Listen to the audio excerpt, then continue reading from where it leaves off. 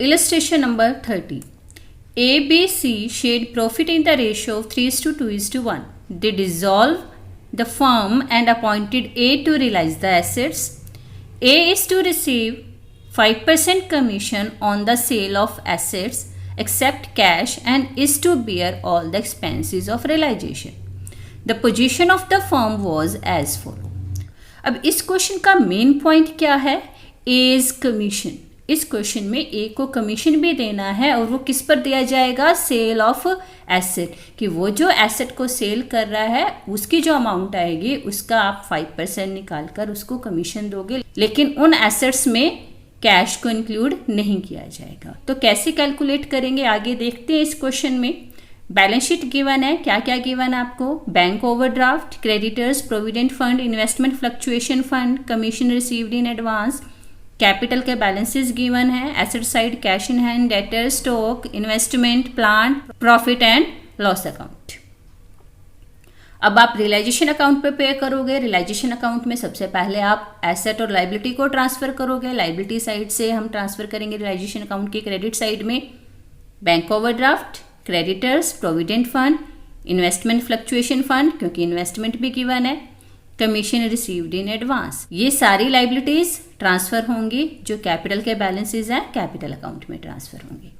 Asset side से cash in hand transfer नहीं होगा। डेटर, स्टॉक, इन्वेस्टमेंट, प्लांट ये ट्रांसफर होंगे। प्रॉफिट एंड लॉस अकाउंट ये भी ट्रांसफर नहीं होगा।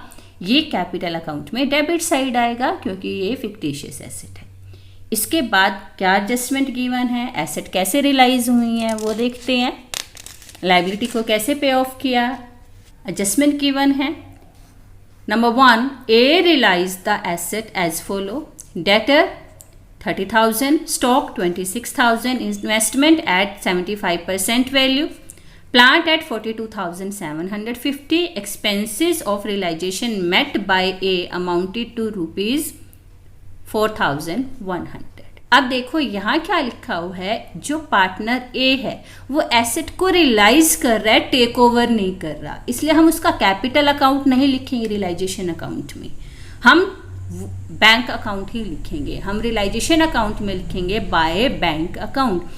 बट ये एसेट रियलाइज किसके थ्रू हो रही है? ए के थ्रू हो रही है, तो उसको हम कमीशन देंगे। कितना कमीशन देंगे? हम 5% कमीशन देंगे। तो हम रियलाइजेशन अकाउंट में राइट करेंगे by bank account, debtor, stock, investment and plant, इन सबको ऐड करके जो वैल्यू आएगी वो लिखेंगे। एक्सपेंसेस जो है वो कौन मेट कर रहा है? ए मेट कर रहा है। और स्टार्टिंग में हमने स्टेटमेंट में रीड किया था कि बियर भी कौन कर रहा है? ए ही कर रहा है। तो रियलाइजेशन एक्सपेंस की कोई भी एंट्री नहीं होगी बुक ऑफ अकाउंट्स में। नेक्स्ट है commission received in advance is return to the customer after deducting 3,000 for work done. जो हमें कमीशन इन एडवांस दिया हुआ था बैलेंस शीट में, उसमें से हमें अब 3,000 को क्या करना है? माइनस करना है, रिमेनिंग की पेमेंट करनी है। नेक्स्ट है फर्म हैड टू पे 7,200 for outstanding salary not provided for earlier. ये अनरिकॉर्डेड लाइबिलिटी है, ये भी आपको पे करनी पड़ेगी, तो हम लिखेंगे to bank account. Number 4, compensation to employees paid by the firm amounted to ₹9,800. This liability was not provided for in the above balance sheet. तो ये unrecorded liability हो गई, इसकी भी पेमेंट की जाएगी। Number 5, 25,000 had to be paid for provident fund. Provident fund के लिए हमने कितनी पेमेंट करनी है? 25,000। तो ये भी हम रियलाइजेशन अकाउंट में लिखेंगे to bank account 25,000।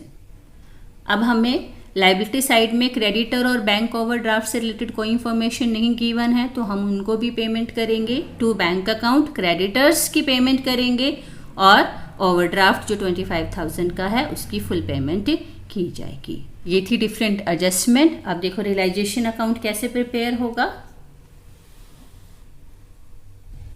Realisation account में हमने एसेट ट्रांसफर कर दी, उसके बाद इस साइड हमने लाइबिलिटी ट्रांसफर की है, फिर हम एसेट को रियलाइज करेंगे। ए ने एसेट को रियलाइज किया by bank account, debtor, stock, investment and plant. Total value कितनी आएगी? Realise value 1,10,000। अब आपको स्टार्टिंग में गिवन था कि ए को कमीशन दिया गया 5% on the sale of asset except cash. तो ए ने ये एसेट सेल किए हैं कितने में, 1,10,000 में, तो उसको कमीशन कितने पर दिया जाएगा, 1,10,000 पर दिया जाएगा और फर्म उसे पे करेगी। तो हम रियलाइजेशन अकाउंट में डेबिट साइड राइट करेंगे टू एज कैपिटल अकाउंट। ये हम कमीशन दे रहे हैं कितना, 5% ऑन 1,10,000, कितना आ जाएगा 5,500 में।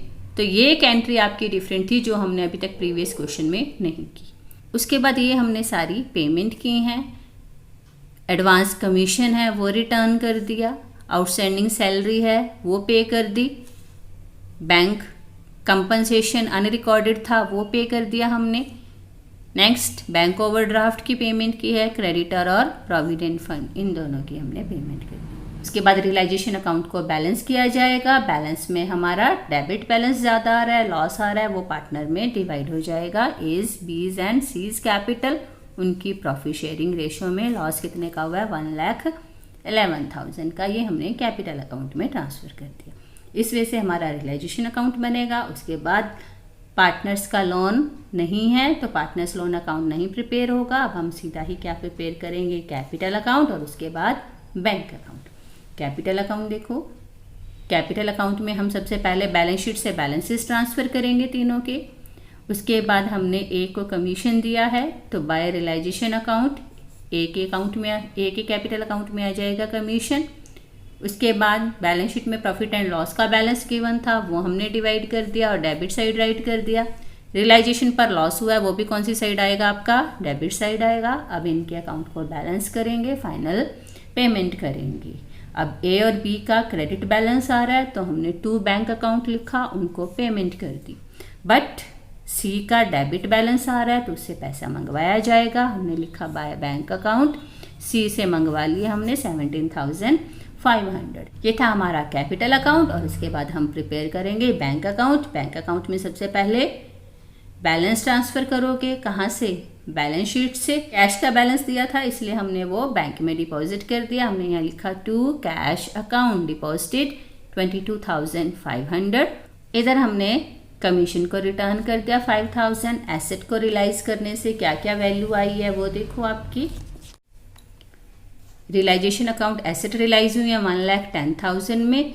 सी से हमने पैसा मंगवाया है 17,500, वो हमने राइट कर दिया। कमीशन हम रिटर्न कर चुके थे, बाकी पेमेंट यहाँ आएंगी। Outstanding salary, compensation, bank overdraft, creditor and provident fund जो रियलाइजेशन में डाले थे सारी पेमेंट वो यहाँ आ जाएंगी। कैपिटल अकाउंट में ए और बी को भी पेमेंट किया वो भी आ जाएंगी और दोनों साइड का बैलेंस इक्वल। तो ये थी आपकी illustration number 30. I hope you understand the concept. Now do the related practicals.